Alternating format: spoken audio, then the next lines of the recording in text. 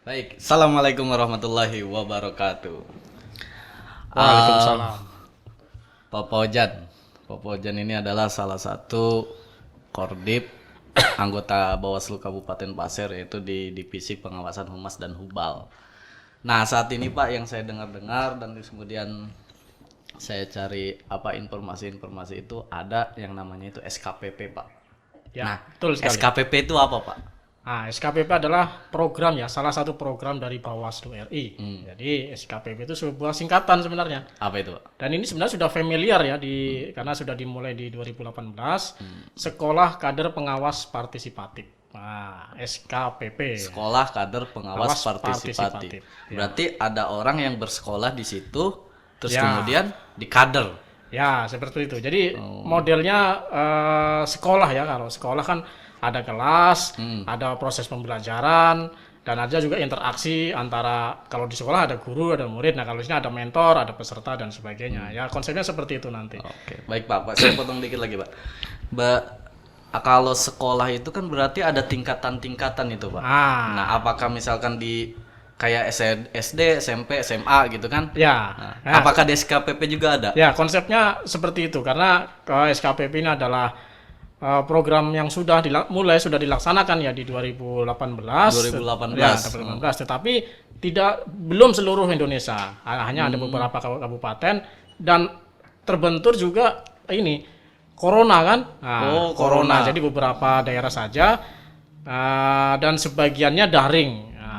Daring. Yang sebelumnya juga sudah ada yang offline ya, ketemu langsung, ada mentor dan sebagainya. Tapi 2018, 2019, 2020 itu daring ya. Daring. Daring. Berarti Kabupaten Pasir ini masuk di pertama kali 2000 berapa Pak? 2020. 2020. Ya, 2020. Jadi berarti ada zona-zonanya ya Pak? ya, 2020 kita daring. Oh, Ya, 2020 sudah daring. melaksanakan daring. Saat ini nanti Offline ya. Offline, Ya. insyaallah Jadi bicara tingkatan ya, karena berjenjang ini ya kan, Iya. ada yang dasar, basic, nanti posisinya di kabupaten ya. kabupaten. Di tingkat kabupaten. Nah, untuk yang menengah nanti di tingkat provinsi. Hasil dari peserta yang ada di tingkat dasar tadi itu. Ya, terus selanjutnya nanti ada di advance, tingkat lanjutan di RI sana. Ambil Anda sedikit lagi Pak. Apa namanya itu? Kita kan sekolah kader dasar. Nanti yang ada dasar, menengah dan pusat Ya, RI advance, kan? Lanjutan lah. Jadi lulus dari sini, misalkan dari Kabupaten Pasir ini kemarin berapa orang Pak? Yang mendaftar kemarin ada 35. 35. Tetapi yang lolos setelah kita seleksi administrasi, kita mengirimkan 25 insya Allah. 25 orang. 25 orang. Nah, 25 orang ini kan dikader secara dasar, Pak, dalam konteks pendidikan politik dan kepemiluan. Ya. Nanti apakah 25 orang ini juga ikut serta dalam menengahnya itu atau ya. Jadi proses KPP ini kan ada tahapan-tahapannya, ada ada kegiatan dan juga ada pasca. Nah, itu dapat penilaian semua itu. Mentor-mentor dari Bawaslu provinsi, Bawaslu kita di kabupaten juga akan menilai mereka. Nah, dari misalnya 25 orang ini nanti kita akan bawa mereka 4 orang. 4 orang aja ya. Ya, pastinya yang punya secara objektif kita beri penilaian kepada mereka 4 orang ini. Oke, Pak. Diminum, Pak? Ya, sambil ya. Dari dari 25 orang ada kriterianya nggak Pak? Ya, orang yang boleh masuk. Kita sebenarnya tarik ke belakang sedikit Pak. Iya. Ada kriterianya nggak?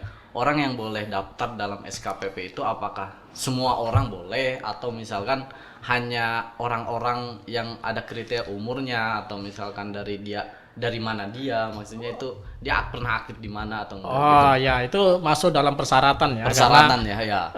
Segmentasi kita adalah generasi muda ya. Ya, generasi muda kan atau generasi milenial kan punya semangat ya.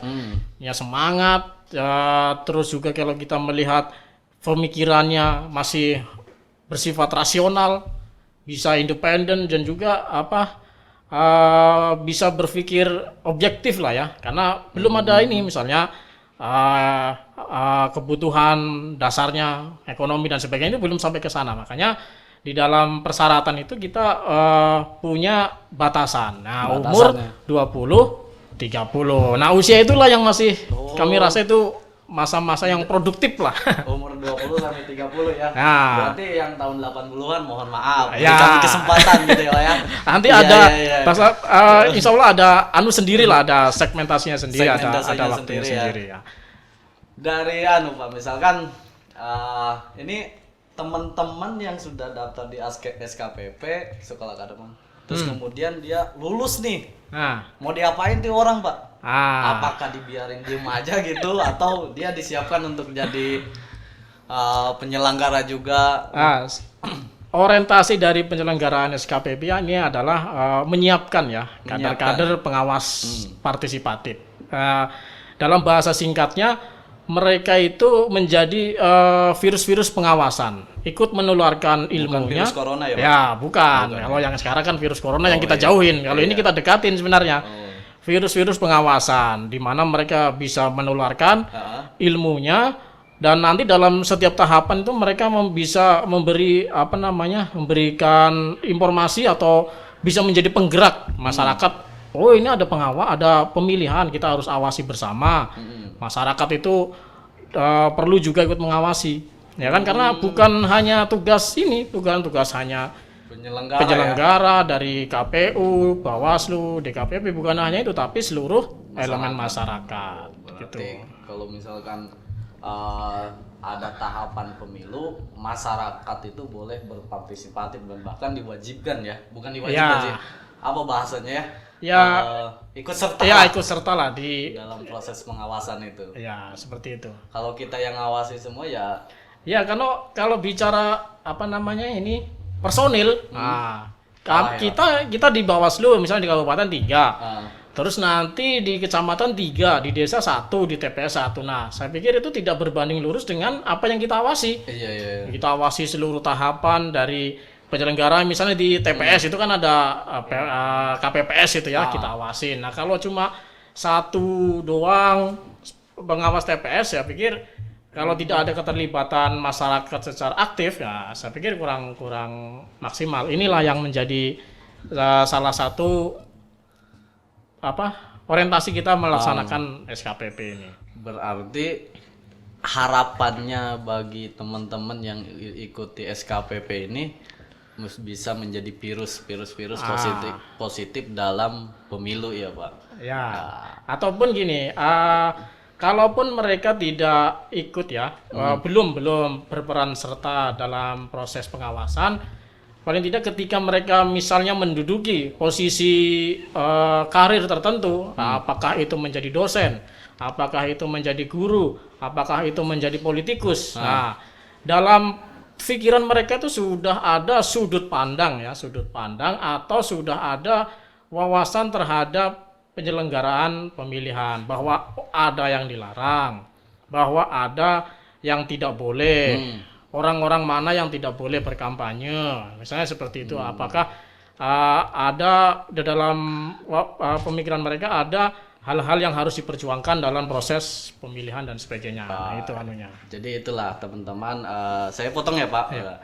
Jadi teman-teman alumni SKPP itu diharapkan menjadi virus-virus dalam proses demokrasi di Indonesia. Harapannya pengetahuan dari teman-teman itu bisa menularkan kepada masyarakat dan kemudian minimal lingkungan keluarga kita atau lingkungan kehidupan kita sekitar.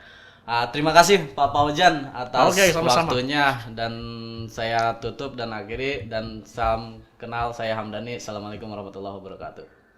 Waalaikumsalam.